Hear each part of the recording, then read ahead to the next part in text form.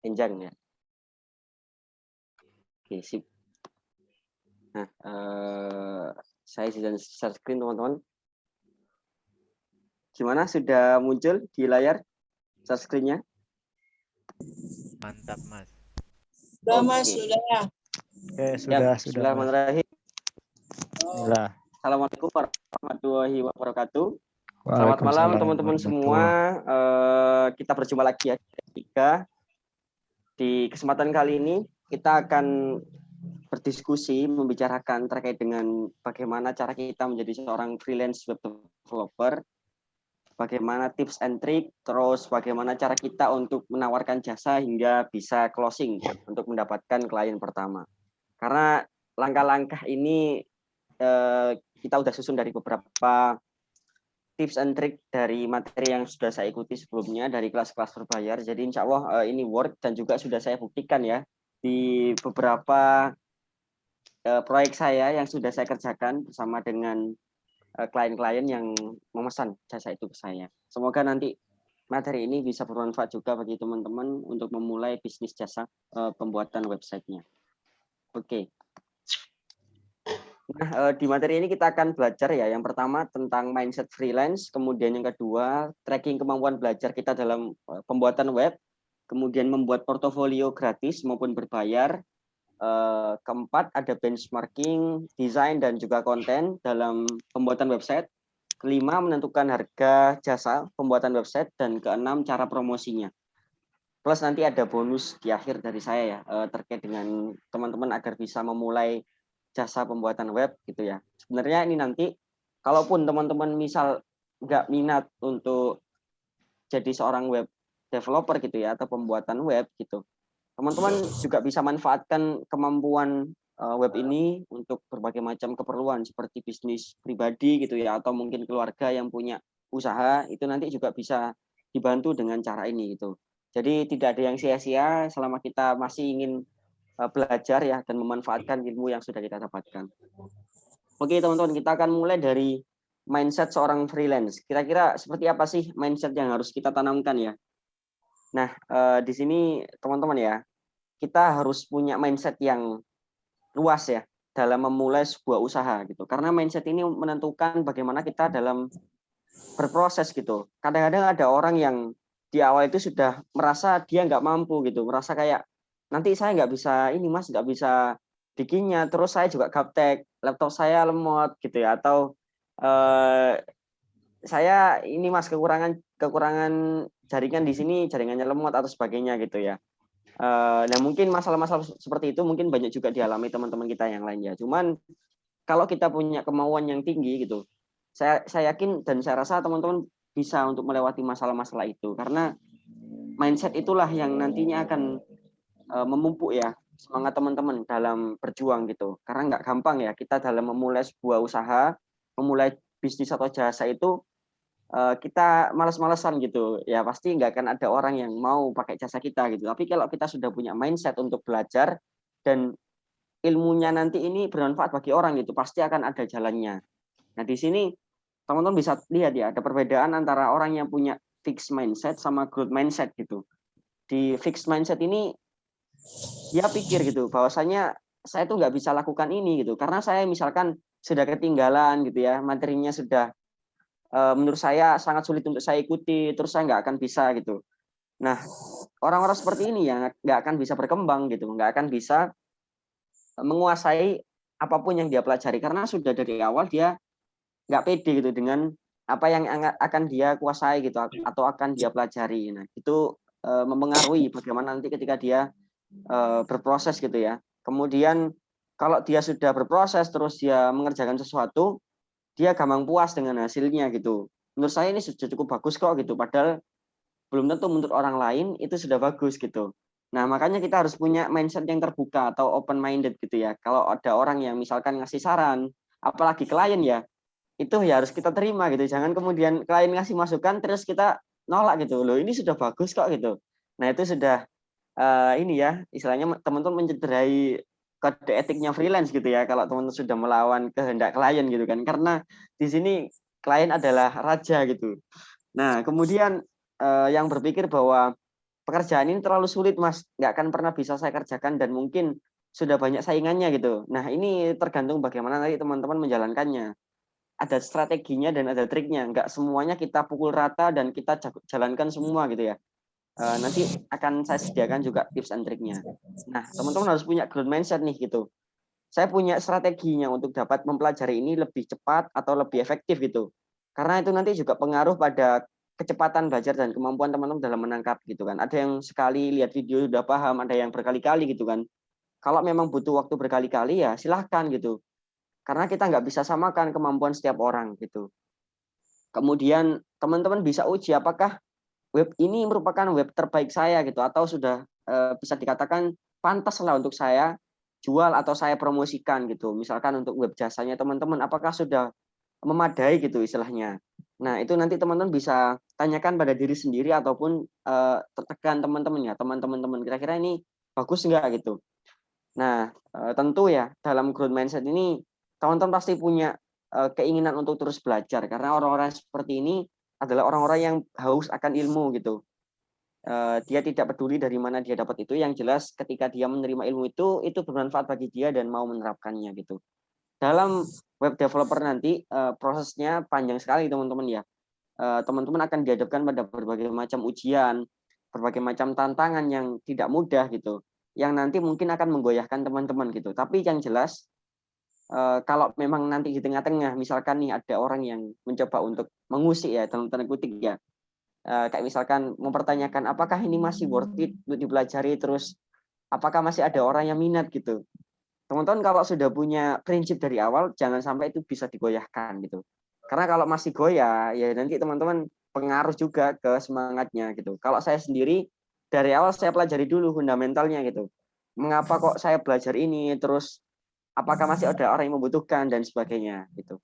Nah nanti kita akan kupas lebih lanjut di bab-bab selanjutnya. Oke ya, dari sini teman-teman pahami dulu bahwasanya teman-teman harus punya semangat itu. Jangan jadi orang yang fixed mindset, jadilah orang yang punya growth mindset. Jadilah orang yang punya kemauan ya untuk terus bertumbuh belajar dan mengaplikasikan ilmu. Karena semuanya di dunia ini nggak akan pernah bisa kita lakukan kalau kita nggak mau belajar gitu ya. Kita mau menguasai misalkan tentang teknik membuat makanan sesuatu pasti butuh resepnya gitu kan. Kalau kita nggak ada resepnya nggak akan pernah bisa gitu. Minimal ada belajar. Sama dengan dunia freelancing. Nah, di dunia freelancing biasanya teman-teman ada beberapa miskonsepsi yang seringkali dilontarkan oleh para netizen di luar sana ya gitu. Kayak misalkan kita mau belajar nih, selalu ada gangguan-gangguan atau distraksi gitu. Nah, ini coba saya rangkum dalam beberapa miskonsepsi yang sering kita jumpai. Yang kemarin saya sudah terangkan ya terkait dengan pembuatan website berbasis WordPress ya.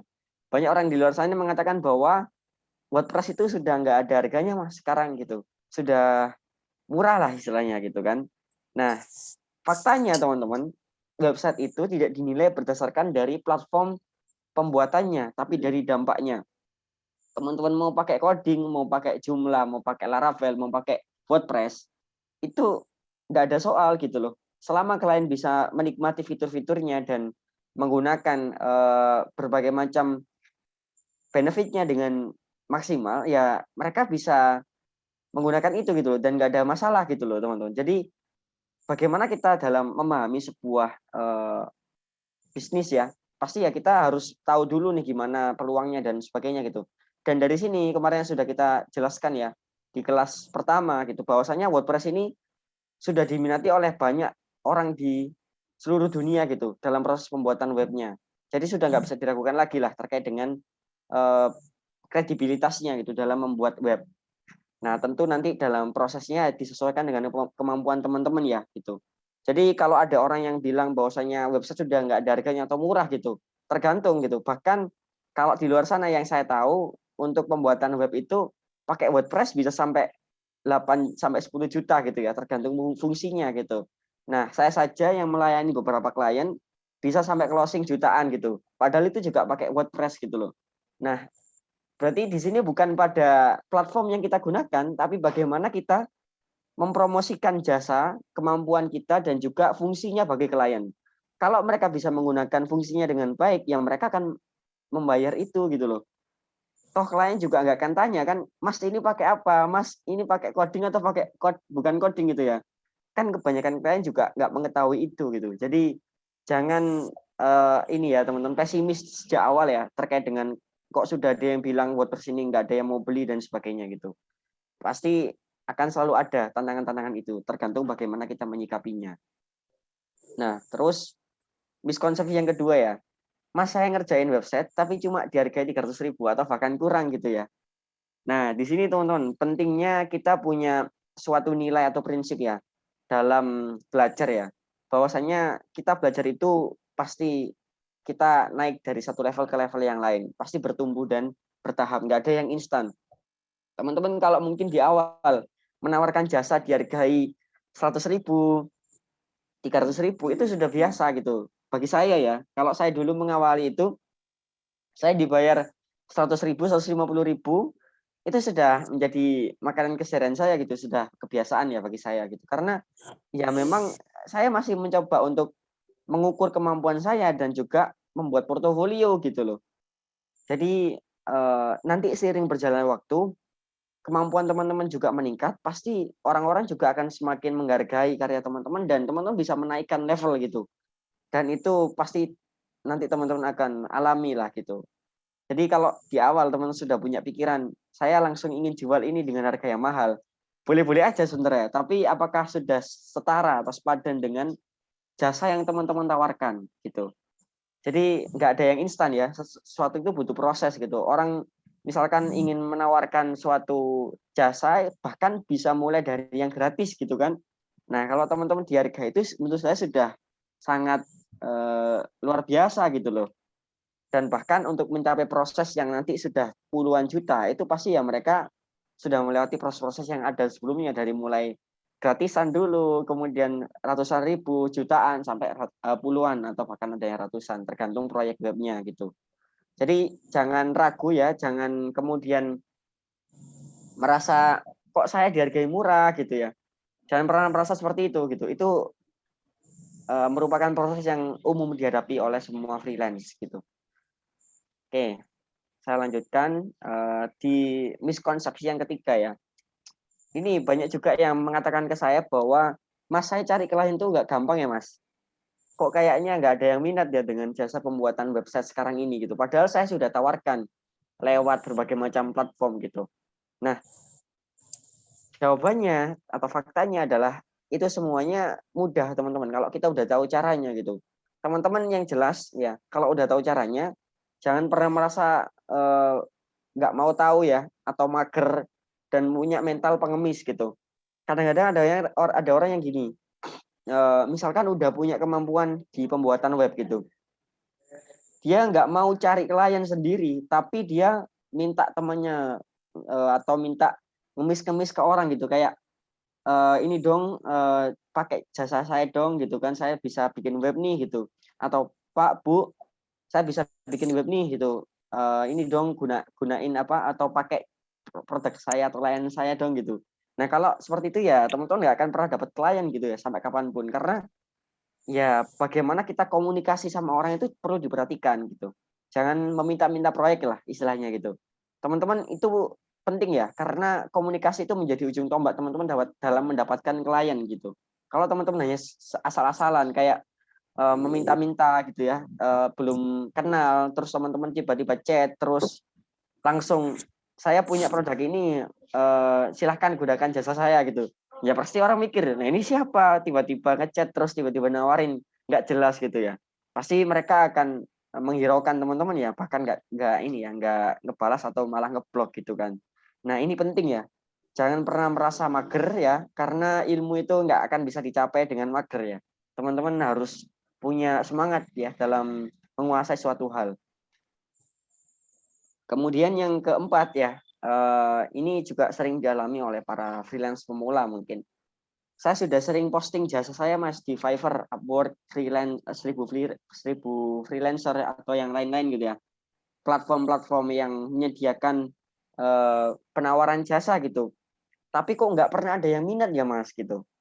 Nah ini ya menurut saya teman-teman, platform-platform di atas itu sudah banyak sekali kompetitornya. Bahkan ya menurut saya orang-orang di luar sana yang buka jasa ini tidak hanya dari kita gitu kan, dari Indonesia, tapi juga dari seluruh dunia. Ada orang dari Amerika, dari India gitu ya.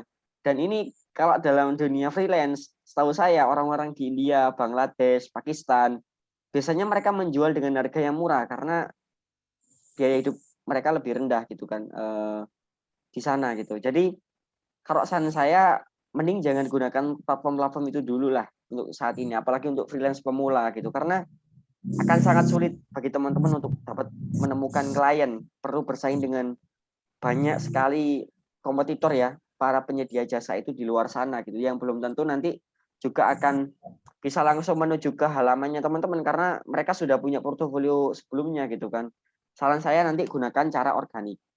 Nanti akan saya jelaskan lebih lanjut di segmen selanjutnya. Oke, sebentar teman-teman ya.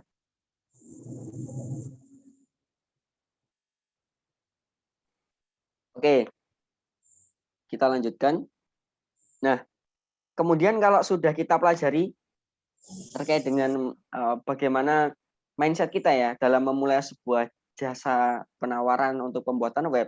Lalu bagaimana cara kita mendapatkan klien pertama? Ini penting banget karena klien pertama ini akan menentukan bagaimana kita bisa membuka klien-klien selanjutnya gitu ya. Karena bisa jadi parameternya sama. Kalau sudah dapat klien pertama, untuk membuka pintu-pintu selanjutnya itu insya Allah gampang gitu teman-teman. Karena klien pertama ini memang butuh waktu ya. Kalau saya dulu memang butuh waktu untuk dapat klien pertama. Nah, di sini ada dua opsi teman-teman.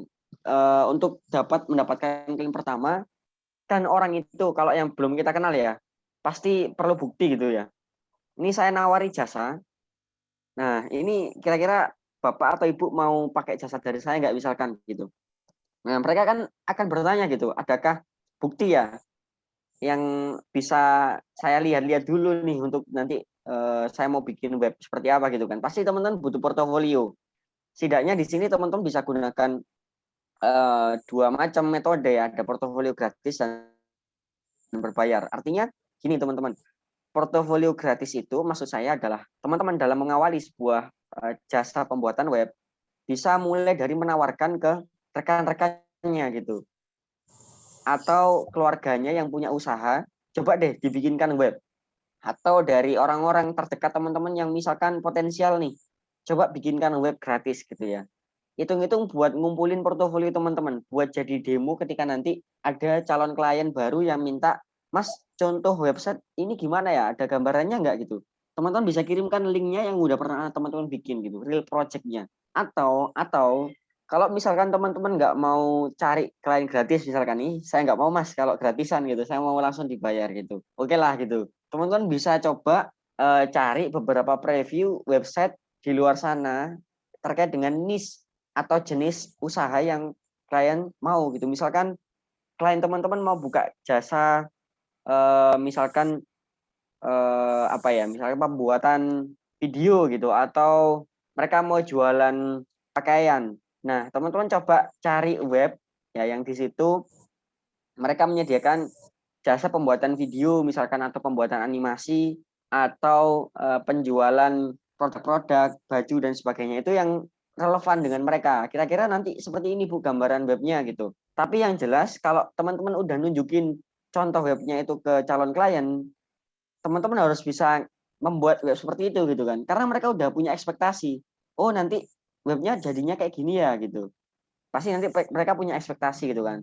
Beda kalau teman-teman ngasih tahu real project atau dari website yang teman-teman bikin sendiri. Itu kan nanti teman-teman udah nguasai gitu kan. Tapi nggak masalah sih kalau nanti teman-teman ngasih contoh dari web orang lain yang jelas ketika kita lihat elemen-elemen di webnya itu kita familiar gitu.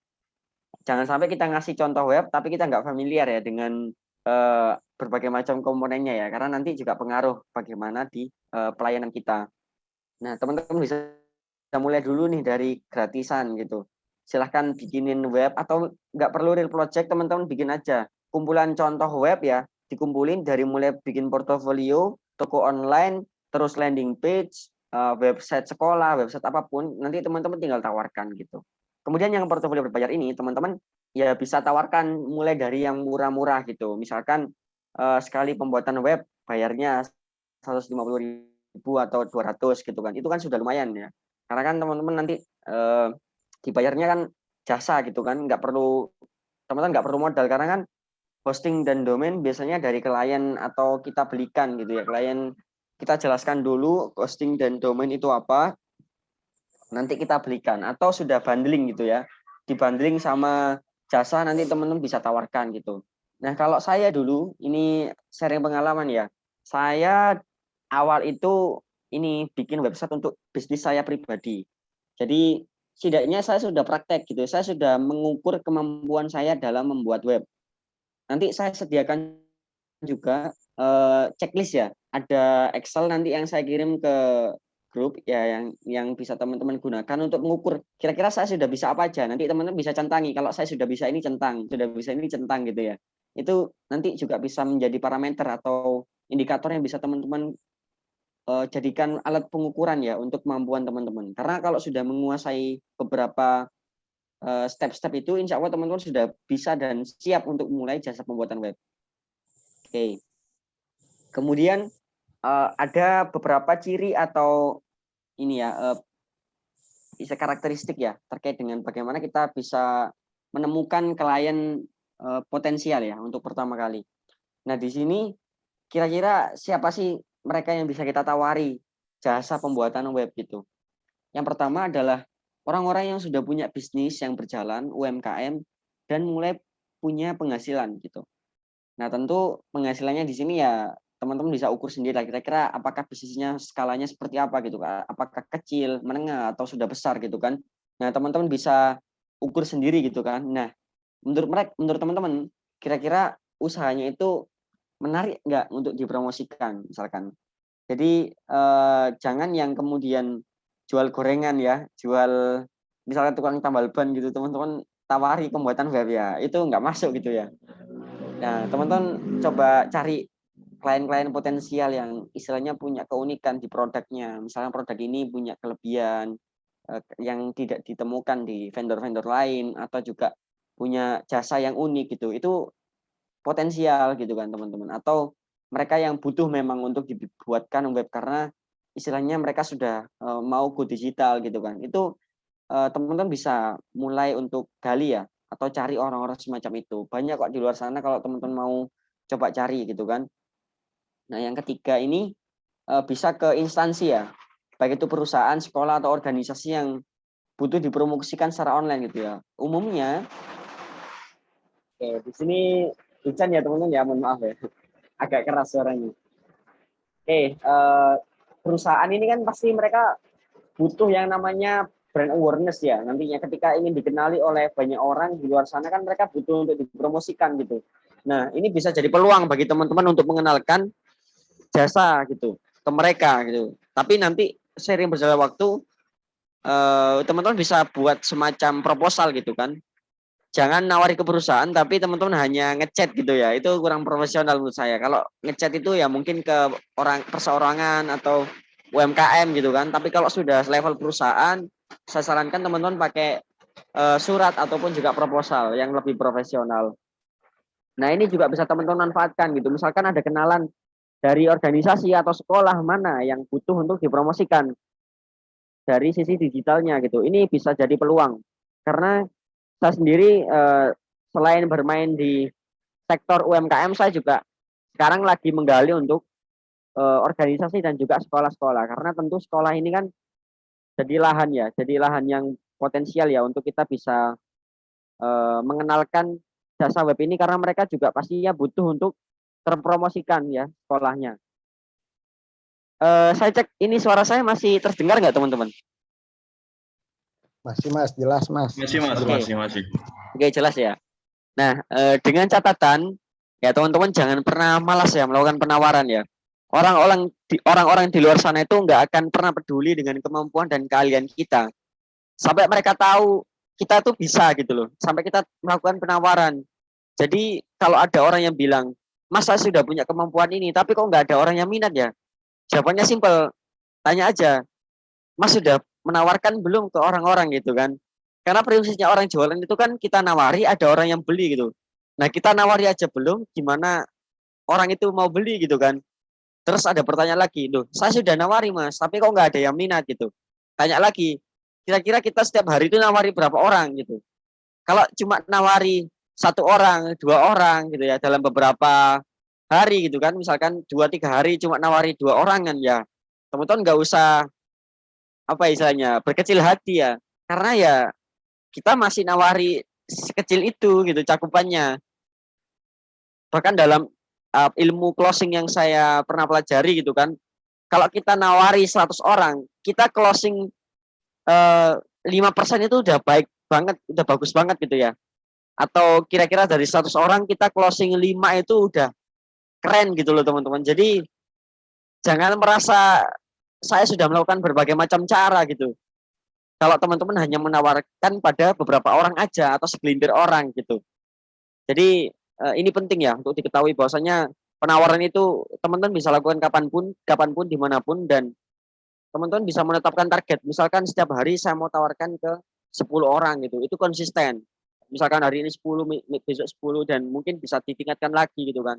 Itu pasti nanti ada aja lah. Kalau teman-teman mau nawarin itu ada aja orang yang nyantol atau orang yang nyangkut lah di jasanya teman-teman gitu. Insya Allah seperti itu gitu kan kalau kita sudah mau berusaha. Nah, ini saya sudah sediakan juga. Kira-kira gimana sih Mas cara kita nawari gitu ya? Template-nya gimana gitu. Nah, ini penting ya karena kata-kata atau kalimat yang kita gunakan dalam menawari itu sangat make sense gitu, sangat punya ini ya, punya peran yang kuat gitu dalam pengaruhnya mereka mau gunakan jasa kita apa enggak gitu. Nah, di sini ada beberapa urutan ya mungkin ya. Ya, kalau misalkan teman-teman mau menawari pada orang yang belum dikenal misalkan nih dari sebuah grup gitu ya, teman-teman punya grup yang sama dengan dia, terus teman-teman punya ini ya, apa, ingin menawari dia dengan jasa teman-teman. Nah, misalkan assalamualaikum warahmatullahi wabarakatuh, selamat pagi, siang, malam, Bu atau Pak, salam kenal, saya siapa gitu kan, dari mana atau singkatnya seperti itu. Terus kita satu grup misalkan di media sosial gitu, di satu grup tertentu misalkan ya. Nah, saya lihat ibu atau bapak punya bisnis ini ya gitu. Nah, mereka kan pasti akan setidaknya mereka akan menjawab salam ya, dan oh iya Mas, salam kenal gitu ya. Oh iya betul saya punya bisnis ini gitu kan. Ya mereka akan mengkonfirmasi gitu. Itu penting ya karena konfirmasi atau afirmasi dari calon klien itu menandakan mereka mulai ada perhatian ke kita gitu. Nah, jadi jangan tiba-tiba assalamualaikum, mohon maaf mengganggu waktunya, saya dari bisnis ini atau saya siapa, terus saya mau menawarkan jasa pembuatan web. Apakah Bapak Ibu berminat? Nah, itu salah. Kalau orang ditawari seperti itu, ya orang akan mikir, nah dia siapa? Terus saya nggak paham web itu apa gitu kan. Kekurangannya itu teman-teman. Jadi minimal bukalah dengan sesuatu yang menenangkan gitu, yang membuat orang itu juga apa ya, seneng gitu loh. Kalau diajak kenalan kan orang itu ya pasti akan terbuka lah istilahnya gitu. Meskipun ya nggak semua orang mau untuk berkenalan ya, at least ini sudah menjadi template umum gitu kan. Kalau kita mau coba buka relasi atau interaksi dengan orang baru. Nah, kemudian lanjut aja gitu. Setelah mereka balas, teman-teman jangan jangan kaku ya. Ketika mereka mungkin balas tanya kabar atau tanya sesuatu tentang usahanya teman-teman ya, teman-teman jawab, jangan pakai template gitu. Misalkan mereka tanya, "Mas punya usaha apa?" Teman-teman jawabnya langsung, "Saya punya melihat keunikan dalam produk Bapak Ibu." Jangan gitu. Jadi teman-teman harus sesuaikan dengan obrolan di dalam chatnya itu. Jangan kaku lah. Ini istilahnya template yang kira-kira nanti teman-teman bisa gunakan ya untuk personalisasi atau ketika nanti istilahnya teman-teman mau pakai template lain atau kata-kata lain itu silahkan gitu. Yang jelas ini istilahnya gambaran lah ya, gambaran umum yang bisa digunakan. Nah, terus saya melihat keunikan dalam produk Bapak atau Ibu gitu. Kira-kira menurut saya ini bisa dikembangkan secara online agar dapat menjangkau pasar yang luas gitu.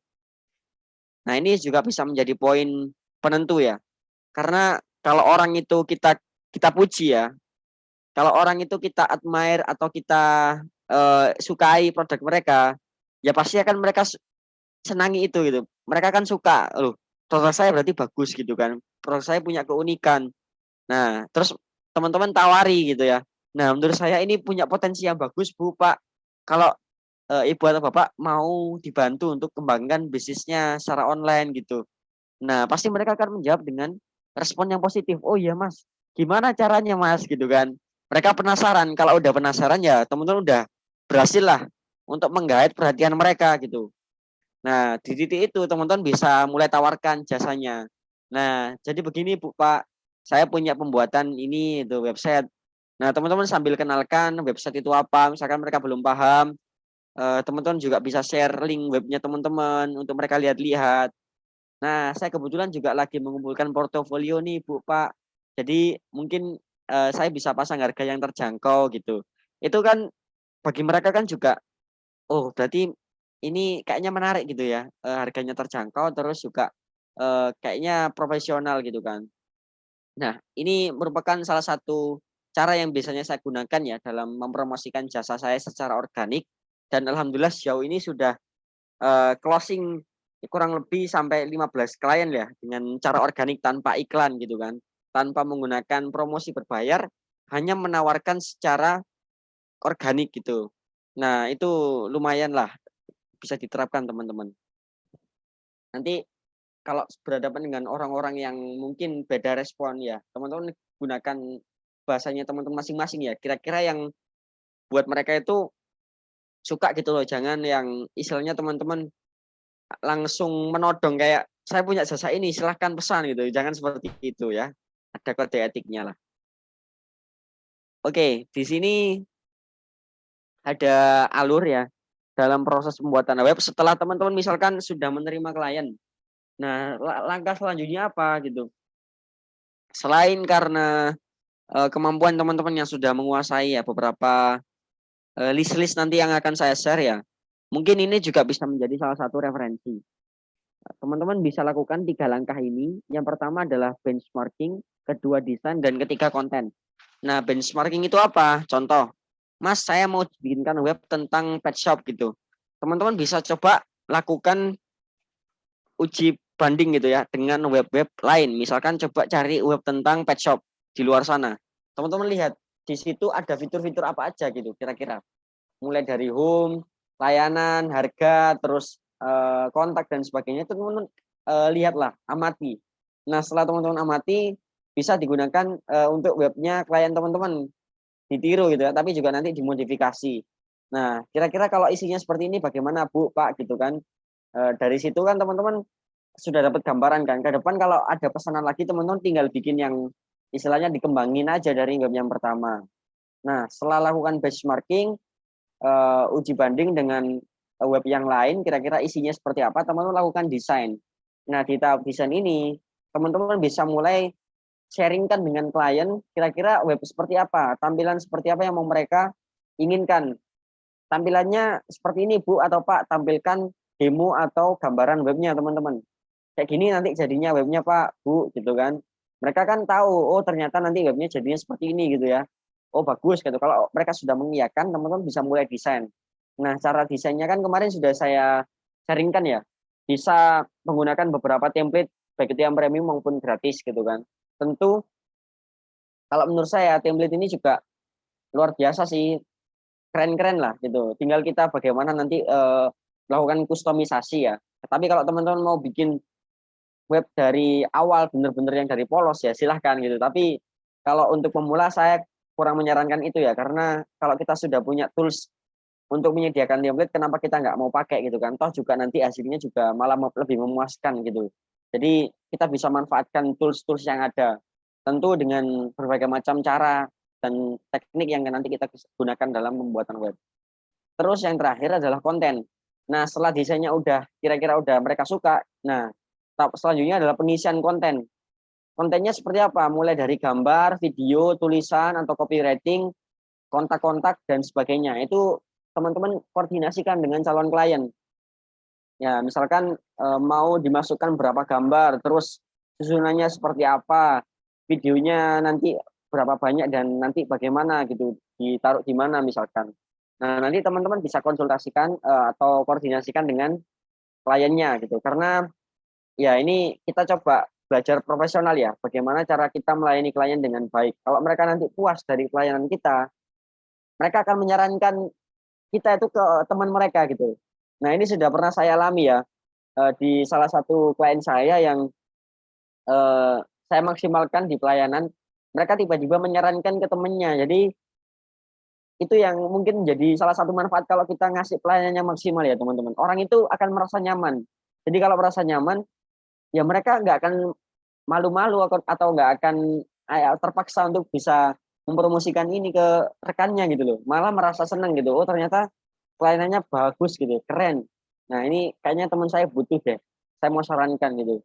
Nah kayak gitu kan. Itu udah manusiawi lah, udah naluri lah.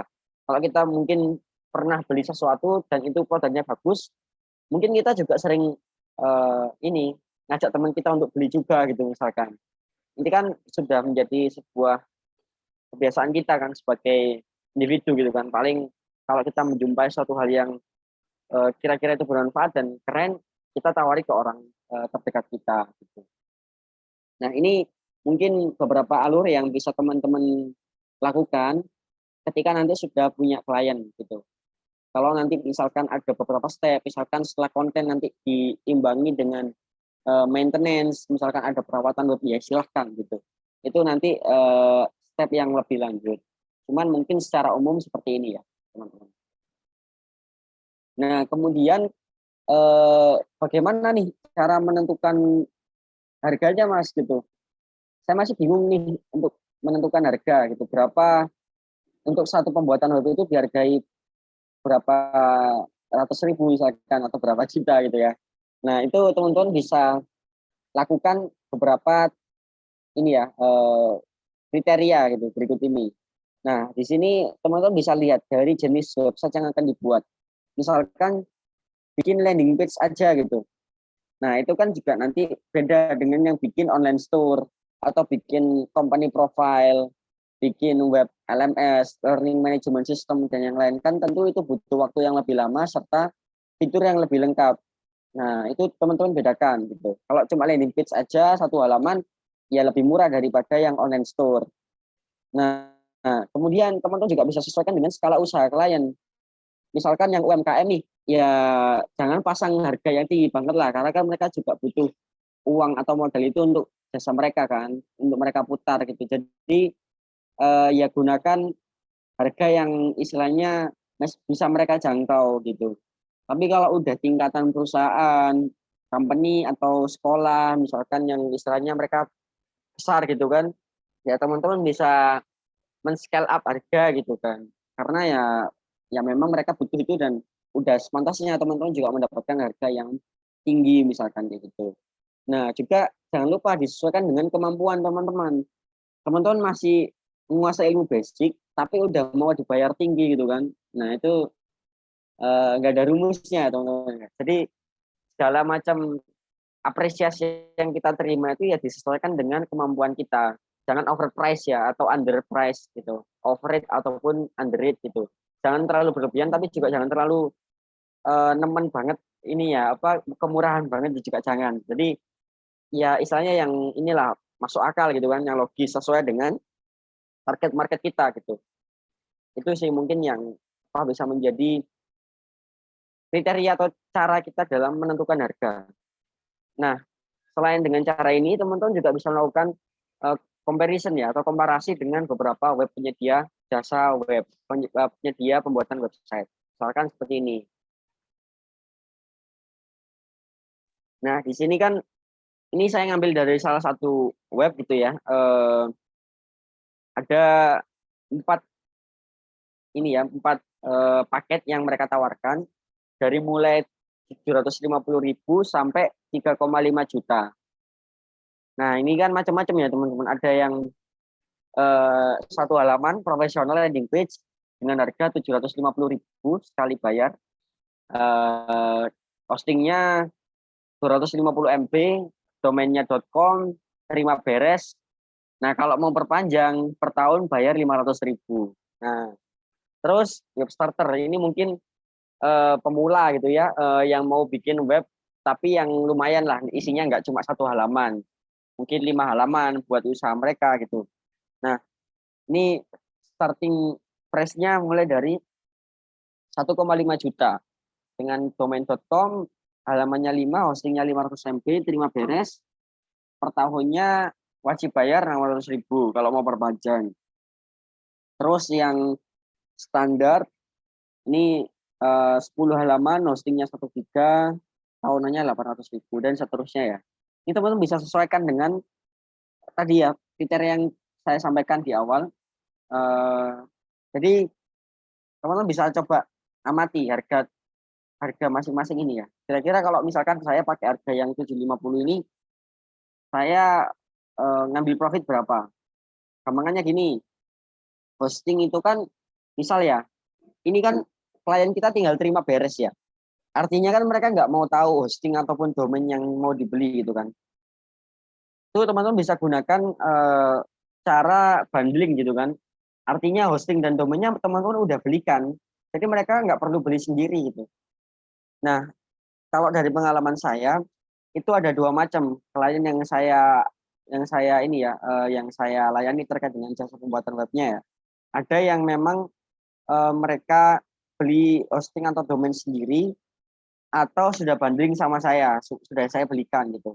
Biasanya kalau mereka beli hosting atau domain sendiri ya mereka ya nanti leluasa lah untuk mau bikin web berapa banyak di hosting itu kan terserah mereka. Tapi kalau memang sudah sepaket ya nanti untuk satu web aja gitu. Artinya hosting itu ya untuk satu web itu aja gitu kan. Nah, nanti di bagian akhir nanti saya sediakan referensi bagi teman-teman yang mungkin ingin menyediakan jasa pembuatan web dengan harga yang cukup terjangkau gitu. Nah, kira-kira mungkin gampangannya cari yang harganya murah lah. Misalkan hosting dan domain 1 tahun gitu ya. Mungkin teman-teman bisa coba cari yang murah, misalkan nanti dapat harga, katakanlah di harga 150.000 itu sudah hosting dan domain. Jadi kan teman-teman kalau pasang harga 750.000, teman-teman punya untung kurang lebih 600.000 kan, itu sudah cukup besar ya untuk pembuatan web. Nah lumayan kan, mungkin kalau teman-teman mau mulai awal dari harga 300 juga silahkan, 500 juga silahkan. Intinya jangan, tapi ya jangan overprice maupun underprice. Sesuaikan dengan target pasar kita. Jangan yang UMKM masih awal-awal kita udah pajekin dengan harga yang tinggi ya. Mereka nggak akan mau gitu kan. Mereka juga pikir-pikir untuk mereka puter usaha mereka sendiri aja masih sulit ya, apalagi buat web gitu. Itu teman-teman juga sesuaikan dengan itu. Oke, dari sini mungkin teman-teman udah punya gambaran nih terkait dengan harga yang bisa ditentukan. Mungkin teman-teman kalau mau cari referensi lagi nanti bisa coba kunjungi webnya ini ya, bikin website ya. Nah itu linknya saya kirim di chat ya. Bikin website itu mereka juga menyediakan jasa pembuatan web ya. Mungkin harganya nanti bisa teman-teman jadikan referensi. Oke, next. Nah, terus setelah menentukan harga, gimana cara kita mempromosikan gitu kan? Setelah tadi kita buka dengan miskonsepsi pertama ya, terkait dengan bagaimana kalau kita promosi di platform-platform itu yang ternyata kurang begitu work dan kurang banyak peminat gitu. Nah, caranya kita bisa promosikan melalui beberapa step ini gitu. Dari yang pertama, teman-teman harus punya brand atau ini dulu, identitas gitu. Misalkan teman-teman ingin buka jasa terkait dengan apa misalkan digital agency ya misalkan ya. Teman-teman mau namai brand teman-teman itu apa gitu. Mau jasa pembuatan website atau punya nama lain kan, misalkan nama teman-teman terus ditambahi di belakangnya itu digital gitu, misalkan Yasar, nama saya Yasar Digital Agency atau apa gitu, terserah teman-teman. Yang jelas kalau teman-teman pakai nama itu kan juga lebih profesional ya. Kalau ke teman-teman sendiri mungkin ya nggak apa-apa lah pakai nama kita, tapi kalau ke orang yang mungkin di luar sana misalkan yang udah profesional ya saya saranin buat bikin nama brand teman-teman sendiri gitu. Kemudian, nah setelah bikin brand, bikin nama, identitas, teman-teman bisa buatkan poster atau pamflet yang berisi penawaran jasa. Di situ isi dengan jasa yang teman-teman tawarkan, kemudian harga maupun syarat ketentuannya. Jadi udah lengkap. Itu ketika orang lihat itu, oh ternyata seperti ini ya. Tapi saya saranin kalau promosi itu jangan langsung ditambahkan harga gitu. Nanti ketika udah di chat pribadi aja dikasih tahu harganya gitu kan. Kalau untuk promosi yang di story-story itu tawarkan dengan teknik copywriting yang menjual lah.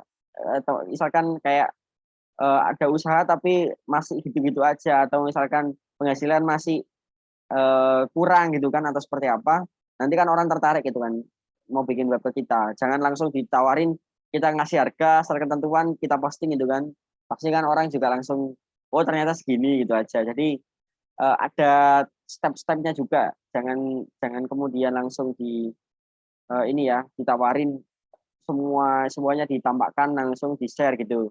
Jadi nanti ketika sudah mulai intensif komunikasinya lah, baru kita mulai kasih tahu harganya segini segini segini gitu. Karena kan kembali ke tadi ya, kalau kita berhadapan dengan orang-orang yang mungkin UMKM gitu kan, harganya tentu kita sesuaikan lagi dengan perusahaan, sesuaikan lagi gitu. Itu kalau saya sih. Tapi kalau teman-teman mau pukul rata semuanya ya silahkan. Terus promosikan melalui story WhatsApp, grup komunitas di media sosial. Nah ini yang saya lakukan sejauh ini ya, dari saya pribadi promosinya hanya melalui WhatsApp, Telegram maupun Facebook, dan yang paling banyak yang closing itu dari Facebook dan Telegram. Nah, padahal kan mungkin di luar sana mungkin mikir ya, emang bisa ya pakai Facebook atau Telegram yang mungkin isinya ya kita nggak bisa jamin mereka itu minat gitu kan, tapi ternyata bisa kok gitu. Saya mungkin juga dulu nggak berpikiran ada orang yang mau ketika saya tawarin di Facebook, tapi ternyata ya mereka mau gitu, asalkan kita tahu step-stepnya. Nah, saya gabung di grup-grup Telegram yang itu isinya para reseller, isinya para pengusaha-pengusaha UMKM, para pemilik bisnis gitu ya, yang relevan dengan apa yang mau kita tawarkan gitu. Gabung di grup-grup yang potensial, misalkan yang punya jasa pembuatan website pernikahan ya gabung di komunitas wedding, atau misalkan percetakan tentang undangan gitu kan, mereka kan juga butuh gitu. Jadi teman-teman ini juga mikir strateginya. Kalau saya mau nawarin ini, berarti saya gabung di grup apa ya gitu. Tapi jangan lupa tetap patuhi aturan dari grupnya. Karena kan setiap grup itu kan punya aturan masing-masing gitu. Jangan dilanggar ya, karena nanti kalau dilanggar teman-teman bakal di-kick gitu kan. Nah, di sini tawarin dengan cara yang elegan, jangan langsung nawarin di grup tapi langsung dibuka semuanya gitu, kayak nawarin ini terus harganya gini gitu. Tawari dengan pertanyaan gitu aja, kira-kira ada yang butuh dibuatkan web gak nih gitu, atau ada yang punya usaha dan ingin dibantu untuk ningkatin omset gitu gitu aja. Jadi buat pemancing gitu loh teman-teman. Atau langsung kalau saya kebanyakan selain ngechat di grup, saya saya chat pribadi orangnya gitu. Saya tawari secara japri gitu kan. Kayak tadi dengan cara-cara atau kata-kata yang saya tadi sudah ini ya sampaikan ke teman-teman. Nah, kemudian cara yang keempat, teman-teman bisa menggunakan strategi membuat pelatihan atau seminar UMKM digital gratis misalkan ya. Ini teman-teman kumpulkan orang-orang yang punya bisnis, teman-teman bikin pelatihan gitu ya, bisnis go digital atau apalah judulnya. Di situ teman-teman sampaikan pentingnya promosi secara digital dan sebagainya. Di bagian akhir teman-teman bisa tawarin kayak gini. Nah, kalau ibu atau bapak butuh dipromosikan bisnisnya, nah kebetulan saya lagi buka jasa pembuatan nih atau apa promosi untuk produk bapak ibu gitu dengan menggunakan website. Kalau minat nanti bisa hubungi nomor saya ya gitu atau WA saya gitu. Jadi itu mungkin cara yang mungkin eh, lebih keren lagi gitu ya. Kalau teman-teman sudah punya masa, sudah punya orang-orang yang mungkin bisa jadi audiens, itu sudah keren gitu. Sudah teman-teman bisa ajak ke next step untuk bisa ngajak lebih banyak orang ya. Karena kan kalau kita ngumpulin orang kan butuh waktu juga kan. Kalau mereka sudah mau misalnya untuk dikumpulkan dan teman-teman sampaikan materi, insya Allah mereka juga mempertimbangkan itu gitu. Nah, yang terakhir ini melalui iklan yang berbayar ya teman-teman ya, yang bisa kita lakukan melalui Facebook atau Instagram. Yang ini udah advance, yang udah istilahnya udah next level ya, teman-teman perlu belajar juga cara bagaimana mempromosikan jasa secara berbayar. Nah ini juga nanti ada step-stepnya lah, nggak sama dengan cara organik ya teman-teman gitu. Nah mungkin ini ya beberapa peserta kemarin ada yang kontak saya gitu kan, ada yang mau buka jasa tapi kan kemarin mungkin tahu harganya di Netcoaster misalkan itu kan cukup mahal. Nah, mungkin kalau yang mau awal-awal dulu mereka mau bikin jasa tapi hostingnya yang murah-murah aja gitu kan. Nah, ini mungkin teman-teman ya, tadi saya katakan di tengah-tengah yang mau buka jasa, yang mau buka layanan pembuatan web. Nah, ini mungkin bermanfaat ya bagi teman-teman ya penawaran ini ya. Nah, saya ada penawaran hosting ya. Dan domain yang ini murah teman-teman kalau dibandingkan dengan harga-harga di luar sana ya. Tapi ini nanti kapasitasnya hanya untuk satu website. Artinya untuk website jasanya teman-teman aja. Kalau misalkan untuk klien teman-teman nanti bisa bundling sendiri gitu misalkan ya. Teman-teman misalkan jual dengan harga 500.000 gitu kan. Ya nanti kan modalnya di hosting dan domain ini gitu. Nah, ini teman-teman bisa mulai dari harga 175.000 untuk 1 tahun ya dengan domain ini my.id gitu. Tapi kalau teman-teman misalkan mau domain yang .com ya teman-teman bisa beli sendiri ya. Tapi kalau dari penawaran saya ini saya ngasihnya domain.my.id sepaket dengan hosting 1 tahun dengan harga 175.000. Kemudian ada yang 2 tahun harganya 275 dan 3 tahun gitu kan. Nah, ini kalau saya bandingkan dengan harga-harga hosting di luar sana yang ada di Netcoaster, terus Hostinger, di Dewa Web dan yang lain-lain itu ini sudah sangat murah gitu ya. Bahkan kalau harga minimal di mereka setahu saya itu 500.000 gitu. Itu untuk 1 tahun. Ya memang mereka bisa memuat untuk beberapa website juga, tapi kan itu kan hanya berlaku untuk misalkan 1 tahun ya. Setelah itu kan udah habis gitu kan. Nah, kalau di sini kan kita beli 3 tahun misalkan kita sudah dapat harga yang murah, terus juga kita bisa pakai sampai 3 tahun gitu. Nah, ini mungkin kelebihannya. Plus nanti saya kasih bonus juga Elementor Pro ya. Jadi teman-teman nggak perlu beli Elementor Pro, nanti saya kasih yang nanti bisa digunakan untuk jasa. Yang kemarin saya kasih itu kan hanya untuk personal ya, artinya nggak boleh untuk melayani jasa ya, tapi nanti akan saya kasih bonus yang bisa digunakan untuk melayani jasa dan juga plugin WP Rocket. Nah, ini plugin WP Rocket ini plugin terbaik saat ini yang digunakan oleh banyak orang untuk mempercepat website ya. Kan ada beberapa plugin yang gratis tuh. Nah, ini WP Rocket ini sebenarnya berbayar juga untuk penggunaannya ya. Tapi di sini nanti akan saya masukkan dalam bundling di hosting dan domain. Jadi teman-teman nggak perlu nambah biaya lagi gitu untuk bisa bikin web jasa pembuatan website gitu. Nah, tapi karena kuota yang terbatas ya saya batasi ini ya teman-teman ya hanya untuk 30 orang gitu. Karena kemarin sudah ada beberapa yang sudah pasang hosting ya. Jadi nggak bisa terlalu banyak gitu. Untuk sementara saya buka sampai 30 orang terlebih dahulu. Nah, yang terakhir ini mungkin quotes ya yang mungkin bisa jadi penyemangat teman-teman ya. The biggest risk is not taking any risk.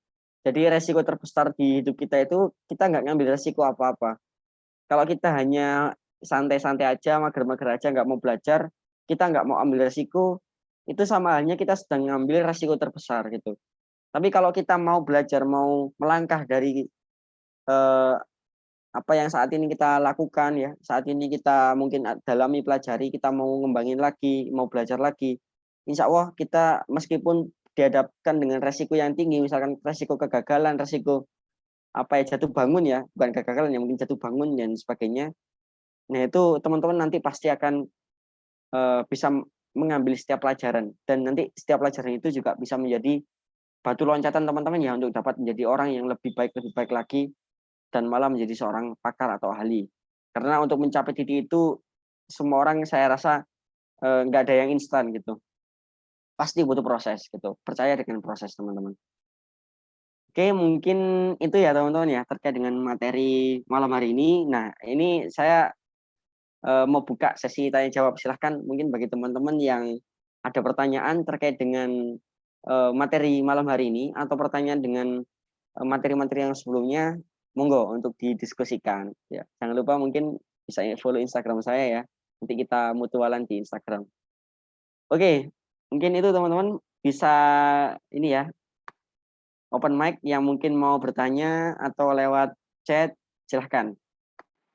Ada yang mau ditanyakan?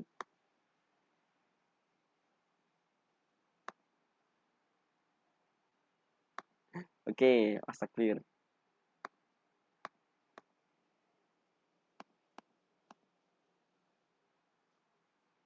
Mungkin yang lain ada yang mau tanyakan?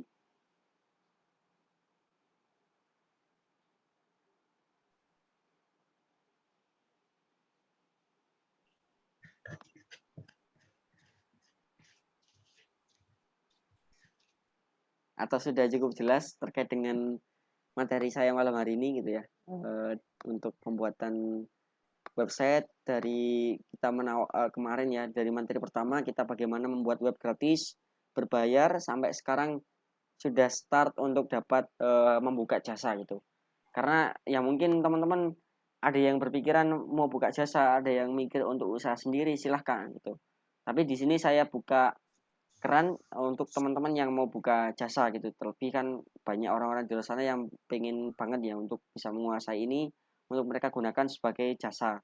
Nah, mungkin ini bisa menjadi salah satu kesempatan ya teman-teman untuk bisa buka jasa, karena saat ini sangat terbuka lebar ya kansnya. Masih banyak UMKM di luar sana yang butuh untuk kita bantu gitu ya. Ada sekitar 54 juta gitu kan UMKM, yang itu kalau di breakdown lagi ke dalam eh, kehidupan kita ya, pasti kita akan temukan orang-orang di sekitar kita gitu loh, orang-orang yang butuh itu. Dan kalau kita tawari ya mereka akan pertimbangkan gitu loh. Kalau kita nggak tawari ya mereka nggak akan mempertimbangkan ya.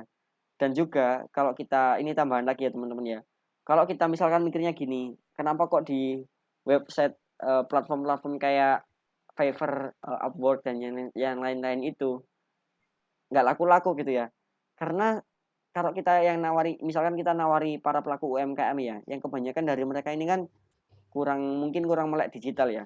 Bagaimana mereka bisa menggunakan platform Fiverr kalau mereka aja nggak tahu bagaimana website itu gitu.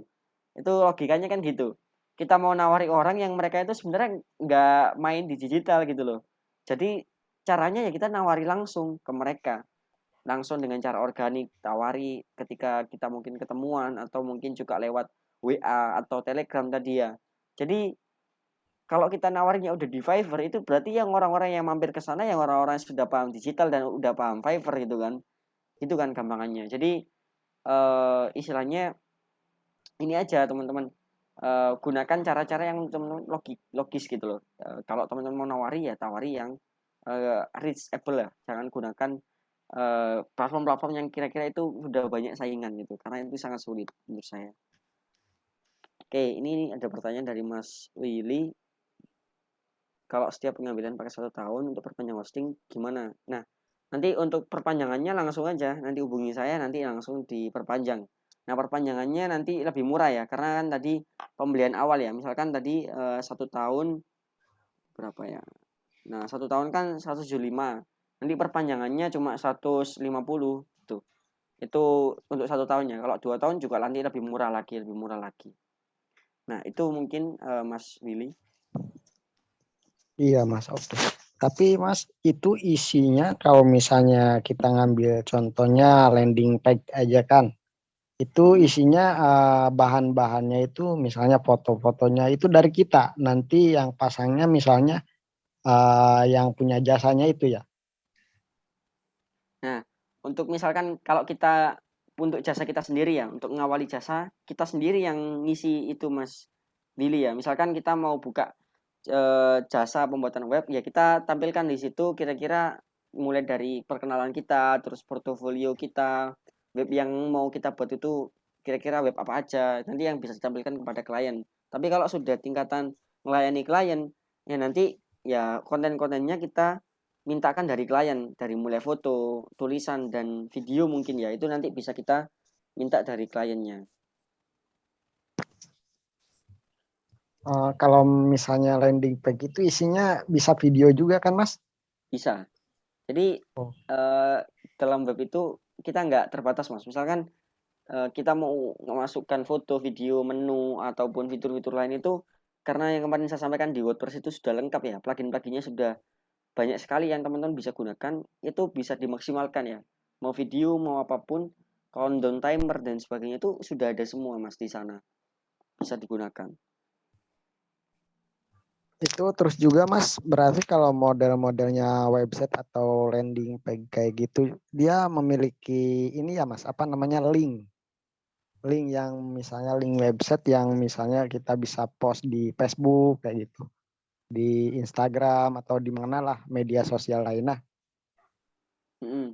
Nah, website kan tadi ya Mas, kita kan punya domain ya. Domain itu yang nantinya bakal jadi alamat web kita. Misalkan namanya Mas Willy gitu kan, willytaruma.com.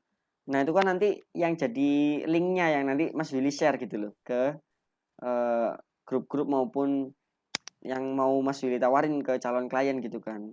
Jadi nanti kita buat dulu, makanya tadi saya tawarkan itu untuk jasanya teman-teman dulu gitu. Misalkan mau buat untuk pribadi ya boleh, atau mungkin untuk jasa silahkan gitu. Misalkan nanti untuk namanya pakai .com atau .my.id itu nanti terserah teman-teman. Yang jelas kita perlu bikin web kita dulu sebelum kita mau melayani klien gitu, Mas.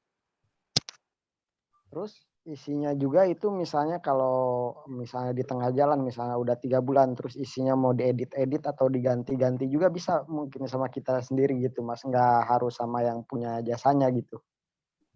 Atau memang Bisa. maksudnya Misalkan Mas Willy itu kita kliennya nih, sendiri ya, uh, kita bisa. sendiri Jadi ya, nanti kita atau kasih akses ke mereka lewat WB admin. oh, Tapi kan mereka oh kebanyakan kan juga misalnya kalau klien kan ada yang mungkin paham dan yang nggak paham kan.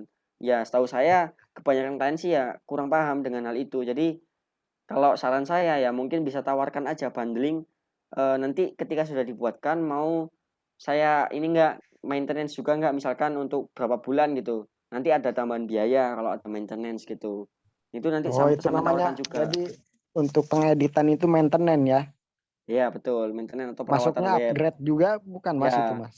misalkan gini, Mas Willy tawarkan di awal mungkin ketika dibuatkan web, nanti Heeh. saya kasih pelayanan sampai 3 bulan misalkan. Ketika 3 bulan udah habis, nah ibu atau bapak bisa perpanjang untuk layanan itu misalkan gitu. Atau kalau Mas Willy misalkan ya istilahnya pengen bantu ya, gak apa-apa. Sekalian jasa plus nanti saya kasih perawatan sampai hostingnya itu habis. Misalkan 1 tahun ya 1 tahun lah gitu. Atau seperti apa? Itu kan terserah Mas Willy.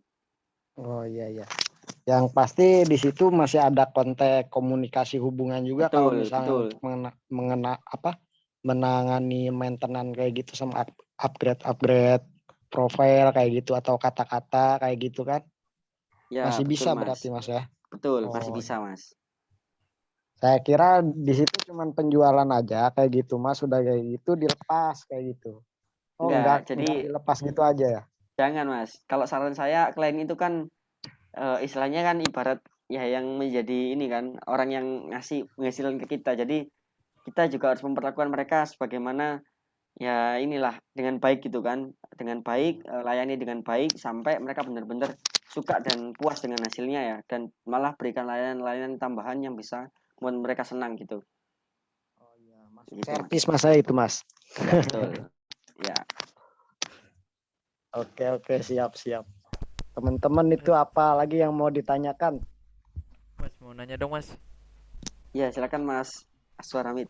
eh saya kan nggak tahu banget ya, makanya jadi nanya nih ya. Takut salah Mas. Ya, Mas. Untuk yang nyaga hoster Mas, jadi kan itu ada diskon 75% segala macam 3 Betul. tahun tuh. Itu pembayaran pertamanya 26.000 apa langsung selama 3 tahun ya Mas? Nah, iya, Mas. Itu jadi salah satu trik marketingnya mereka ya. 26.000 itu harga per bulannya, tapi kita harus beli langsung 3 tahun, Mas. Kan kemarin kalau nggak salah ya di personal itu kalau 1 tahun harganya 600.000. Itu memang bisa memuat unlimited domain selama 1 tahun. Kalau mau beli 3 tahun harganya 900.000. Artinya kan setiap tahun cuma kena 300.000 ya. Nah, itu murah banget sih kalau kalau saya, menurut saya, kalau sekelasnya Ghoster ya. Jadi ada beberapa yang udah pakai Ghoster, yang beli paket itu ada juga yang mungkin beli 1 tahun. Tapi untuk beli 3 tahunnya itu lebih lebih hemat daripada yang mungkin kalau 1 tahun, 1 tahun, 1 tahun kan harganya lebih mahal. Kalau mau bundling sekalian 3 tahun harganya lebih murah. Itu promosi dari mereka saat ini seperti itu yang saya tahu. Eh, jadi gini Mas, saya hampir dapat klien ya, baru sih baru ngerintis di website kayak gini. Nah, saya bingung mas. Ini masuknya itu ke paymentnya klien kan jadinya. Nah, jadi Nah, gini, kalau saya ya Mas ya, uh, kalau misalkan sama klien, saya tawarin dulu, saya jelasin dulu nih, hosting itu apa, domain itu apa gitu misalkan. Nah, kalau mereka udah paham, oh paham Mas gitu, saya tawari, ibu atau bapak mau beli beli hosting domain sendiri atau sudah bundling sama saya gitu. Nah, kalau bundling itu kan kita macam-macam ya harganya, ada yang mungkin kita kasih harga kalau kelasnya Ghoster ya mungkin lebih mahal gitu kan. Tapi kalau kita bundling, kita cari domain dan hosting yang murah, itu ya bisa lebih murah harganya. Nah, kalau saya ada beberapa yang saya masukkan di hosting saya, jadi lebih murah kan. Kalau sudah saya beli hosting yang memuat banyak domain nih, saya masukkan aja dalam hosting saya kan, hosting saya bisa memuat banyak website gitu, istilahnya gitu. Nah, itu lebih murah. Kalau mereka misalkan mau beli hosting sendiri, ya mereka harus bayar sendiri ke Niaga Hoster kasarannya gitu, ke penyedia hostingnya. Nah, itu mungkin metode yang bisa kita tawarkan gitu. Tapi kalau untuk yang awam dengan website, Mas, saya saranin buat langsung ditawari aja sekalian sekaligus sama jasa. Jadi kayak mereka udah terima jadi, kayak tadi terima beres, udah dapat hosting domain plus landing page-nya gitu aja.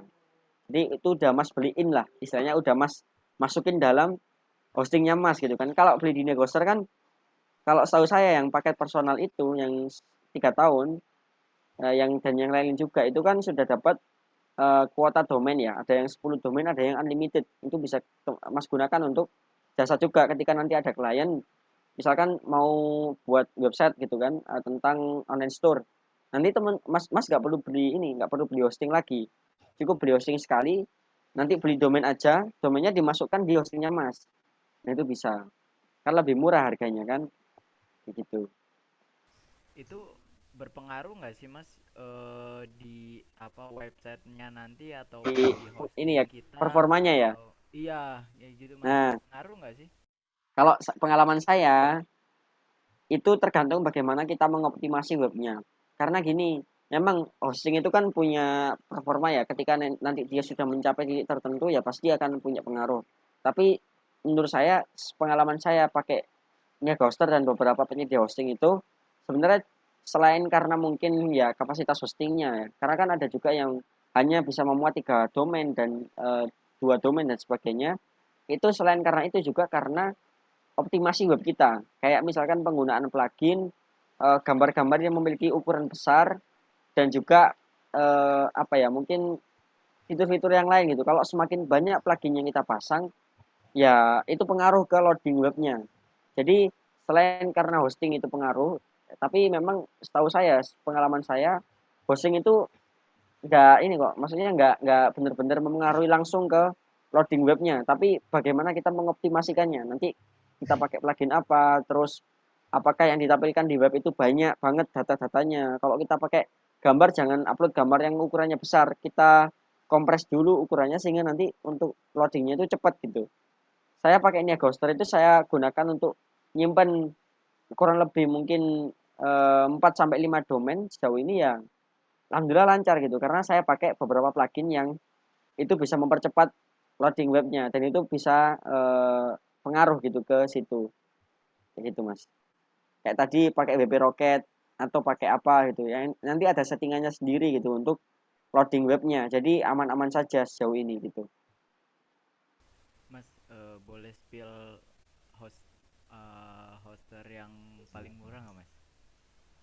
Kalau hosting yang paling murah ya setahu saya ada mungkin Rumah Web atau ID Cloud Host. Coba teman Masnya bisa ini ya, bisa apa, coba lihat cek harganya di sana. Setahu saya mereka lebih murah dari hostinger nih, Ghoster gitu untuk hosting ya.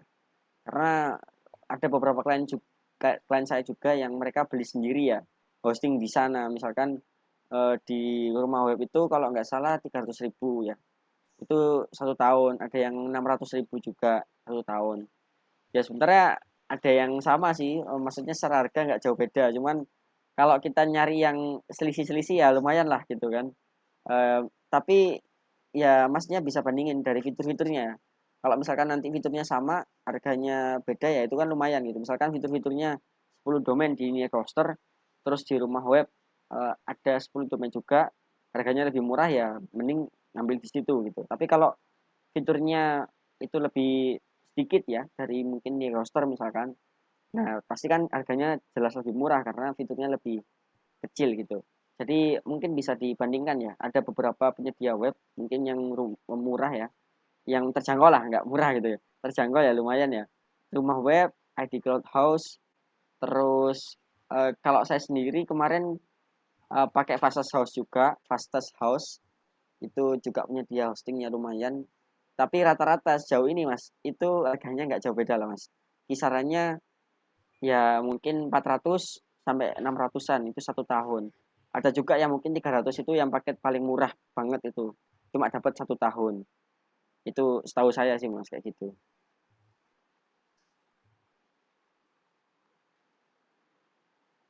Iya sih mas. Saya cek tadi harganya sama sebenarnya. Nah, jadi Iya.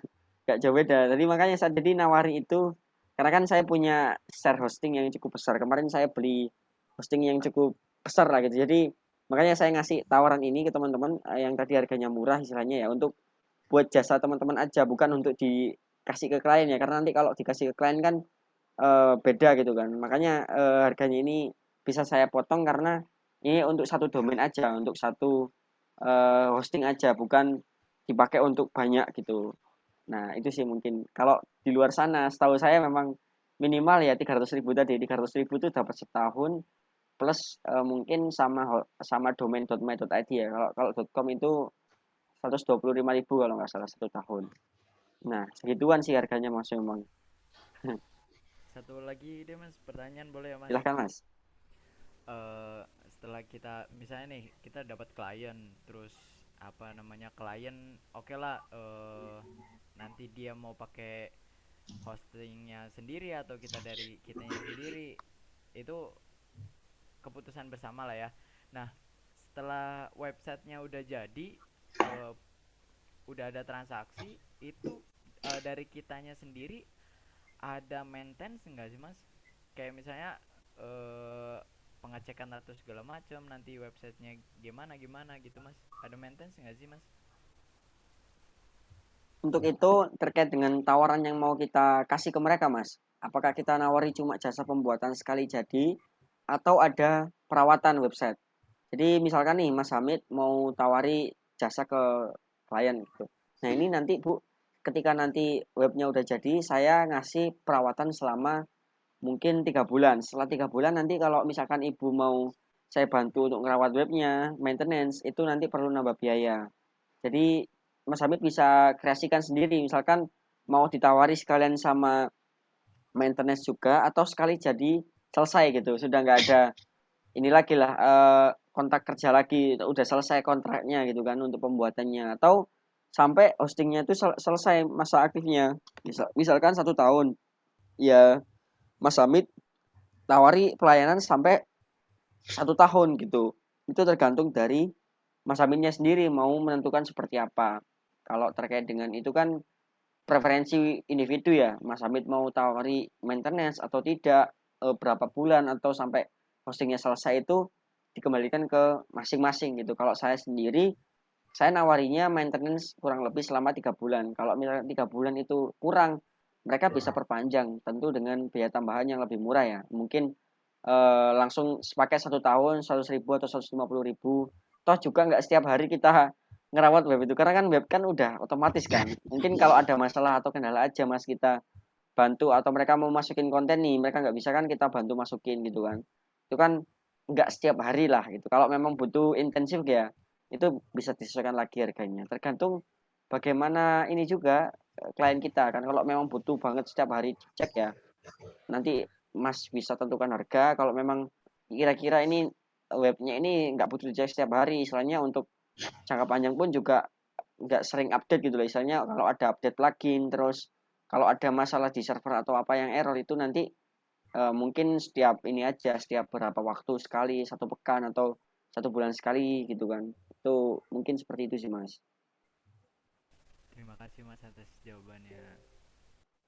Oke sama-sama mas Hamid ya. Nah, ini ada yang tanya di chat, Mas Ahdi ya. Jadi konten tulisan dalam website itu berasal dari klien ya, Mas? Nah, betul. Kalau saya sendiri itu biasanya ya, ada yang dari klien, ada yang mungkin kalau mereka nggak menyediakan ya saya bantulah menyediakan tulisan-tulisan atau copywriting yang sederhana. Jadi yaitu ini nanti lah Mas dikembalikan ke kita. Kalau kita memang mau bantu niatnya ya kita bisa sediakan juga kata-katanya gitu kan, tapi terbatas atau seperti apa. Kalau memang sekalian plus copywriting, teman-teman bisa tambahkan juga jasa untuk copywriting. Kalau memang teman-teman sudah menguasai ilmunya kan, karena copywriting sendiri itu ada ilmunya. Jadi ada step by stepnya, ada strateginya bagaimana cara menyusun kata-kata yang bagus gitu kan agar orang itu minat dengan produk klien kita gitu. Nah, seperti itu sih kalau pengalaman saya. Jadi ada yang dari klien, ada yang dari kita gitu. Mungkin itu Mas Nahdi. Ada yang ditanyakan lagi dari teman-teman yang lain? Silahkan. Mas Takbir tadi kayaknya mau tanya atau Mas Willy mau tanya, Amin? Iya Mas, ini Sudah Mas, udah terjawab tadi, nggak jadi. Udah terjawab semua. Oke Mas, silahkan Mas Willy. Ya, jadi saya tuh masih bingung kayak gini Mas. Jadi kalau kita masuk ke WordPress itu Mas, kita di situ bisa membuat beberapa halaman berarti ya Mas. Iya Mas, kan Oh, kita kan jadi bebas mau bikin berapa halaman itu, bahkan di WordPress itu nggak terbatas gitu, mau bikin berapa halaman pun bisa. tapi setiap halamannya harus ada hosting sama domain kayak gitu maksudnya ya Mas? Enggak Mas. Oh Jadi enggak. hosting itu ibaratnya kemarin yang saya jelaskan di awal. Hosting itu kayak dia menjadi tanahnya. Kalau tanah itu luas, dia bisa ditempati banyak bangunan. Nah, bangunan itu websitenya Mas. Jadi web itu mungkin bisa dikatakan domainnya lah. Misalkan Mas Willy mau bikin beberapa web. Ada yang misalkan untuk jualan baju, jualan kue, jualan kopi, jualan ini. Nah, itu bisa ditaruh dalam satu hosting. Nah, jadi kalau hostingnya itu bisa memuat beberapa domain, nah berarti dia punya kapasitas yang besar gitu. Biasanya memang tergantung, kalau kapasitasnya besar, ya juga harganya lebih mahal daripada yang kapasitasnya kecil gitu. Sementara kalau halaman Mas, halaman itu Ya. nanti sudah bagian dari webnya. Kalau Mas Willy mau bikin 2, 3, 10, 100 halaman pun ditaruh di satu web itu nggak masalah Mas. Karena halaman itu ya cuma ya halaman web aja gitu. Itu bagian dari webnya malahan gitu. Kalau nggak ada halaman ya nggak bisa malahan. Nah inilah yang saya belum praktek, jadi membingungkan buat sayanya sendiri Mas. Nah, mungkin Mas Willy sejauh ini sudah coba praktek untuk bikin web kemarin yang gratis mungkin? Belum pernah sih, tapi kalau di WordPress itu belum pernah. Cuman kalau di ini yang gratis di Blogspot udah pernah. Oh, Blogspot ya. Ya mungkin Yang iya sih Mas. gratisan kayak gitu. Kalau memang mau paham ya, sebenarnya teori aja itu nggak cukup, butuh praktek Mas. Iya Karena Mas. kan praktek itu Makanya kan nanti itu. kita tahu sendiri di lapangan seperti apa. Kalau nggak praktek kita ngawang gitu loh Mas. Iya Kita bayangan benar-benar kita Mas. imajinasinya masih melayang Ya gitu, itu nggak langsung. makanya kadang saya juga lari-lari itu Mas. Biasa masih Iya, pemula ini Mas. betul Mas. Masih Iya Mas. mencoba-coba, namanya juga usaha Mas ya. Iya Mas, betul. Oh iya ya, nanti insya Allah saya pelajari lagi lah lebih ininya supaya lebih paham lagi. Nanti saya lihat lagi video dari Mas Yasir supaya lebih paham lagi lah. Soalnya ada yang belum paham juga kalau nanyain ya, takutnya nanti teman-teman juga nggak kebagian nanya lagi. Lagian kan kalau biasanya kalau mau nanya itu kan biasanya setelah kita praktek, setelah kita mengalami masalah kan, kayak tadi teman-teman mengalami masalah, baru nanya sama yang lebih senior ya kayak gitu. Siap Mas. Ya kayak gitu aja mungkin Mas, makasih ilmunya Mas. Ya Mas, sama-sama Mas Willy. Semangat Mas belajarnya Mas. Siap. Oke, mungkin yang lain ada yang ingin ditanyakan atau sudah cukup? Udah cukup sih Mas. Saya sih Oke, cukup Mas. share hasil project. Oke, saya izin ini ya, share screen ya. Ini hasil project itu maksudnya webnya kan ya teman-teman ya. Ya ini beberapa ini ya hasil website yang saya buat. Ini kan di web saya sendiri ya teman-teman ya. Nah ini web layanan saya teman-teman. Gambarannya gini. Nah ini teman-teman bisa jadikan benchmarking juga ya. Kira-kira kalau bikin jasa nanti tampilannya gimana. Nah ini kalau tampilan web saya seperti ini. Nah ada kontak, terus ini kata-kata saya untuk copywritingnya gitu kan. Terus ini belum saya update sebenarnya sih. Ini kalau diklik langsung ngarah ke bawah loh. Ini misalkan kemarin website jasa ucapan lebaran. Ini klien saya juga yang kemarin waktu Ramadan ya mau bikin apa website terkait ucapan lebaran, ini saya buatkan juga. Terus ini undangan digital. Terus ada lagi risal kurma, ada properti. Langsung masuk di sini ya. Nah ini yang kemarin. Nah ini ada beberapa web lagi yang belum saya masukkan. Di antaranya ini mungkin web tentang ini ya solusi hidup. Ini juga kemarin baru. Nah ini ada lagunya teman-teman. Bentar, saya matikan dulu lagunya. Nah ini risal kurma yang kemarin, ada yang mungkin di sini risal kurma juga mungkin. Nah ini terus ada juga ini website properti. Ini dari Cikarang orangnya, San. Ini kemarin dari Bekasi kalau nggak salah. Nah ini juga dari Bandung ya, setahu saya ya. Ini belum saya edit ini. Baru pakai template juga. Terus ada lagi mau saya buat juga itu anakku. Nah ini belum saya isi sih ini sih. Ini website untuk online store. Nah ini kan belum saya isi kan, masih kosongan. Ini klien baru saya juga di pembuatan online store. Nah sejauh ini itu sih teman-teman. Ada beberapa lain yang cuman mungkin belum saya mulai, kayak ini ya Kamel. Belum saya bikinkan sih, ada satu lagi. Ya mungkin ini sih kurang lebih ya.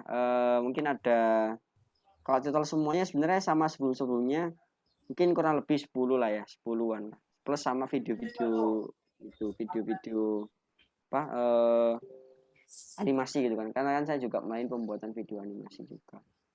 Jadi gitu sih mungkin. Ini mungkin Mas siapa tadi, Mas Nahdi ya. Ya memang awal-awal juga ya Mas ya, saya kan masih pemula juga, cuman alhamdulillah sudah di apa ya, berikan hasil yang cukup lah. Karena kan saya dulunya juga nggak niat untuk ini kan juga jasa, tapi ternyata setelah saya pelajari kok menarik gitu, akhirnya saya teruskan sampai sekarang ya, alhamdulillah sudah lumayan gitu hasilnya. Mungkin itu Mas Nahdi ya.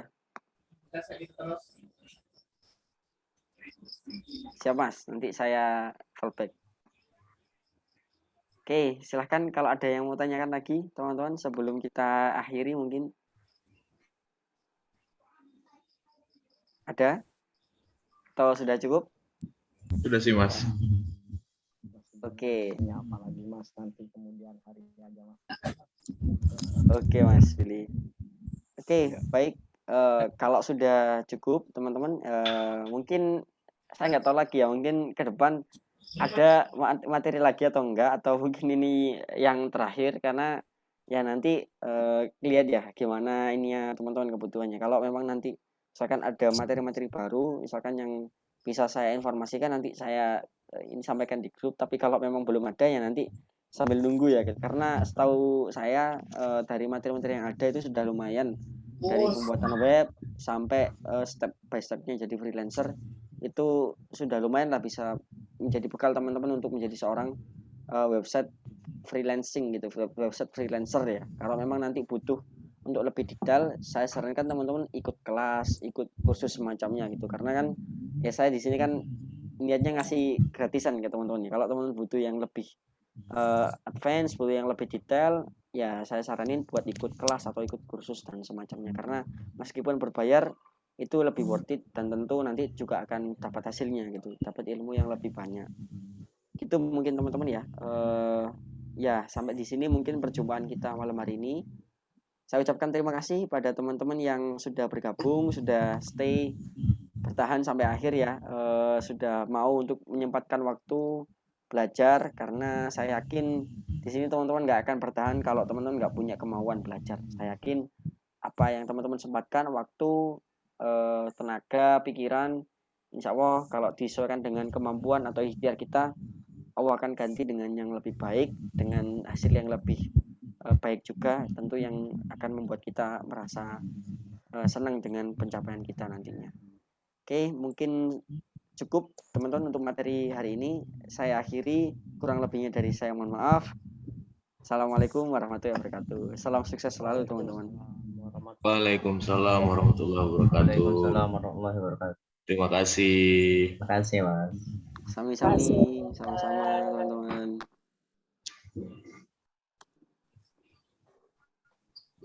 Hmm.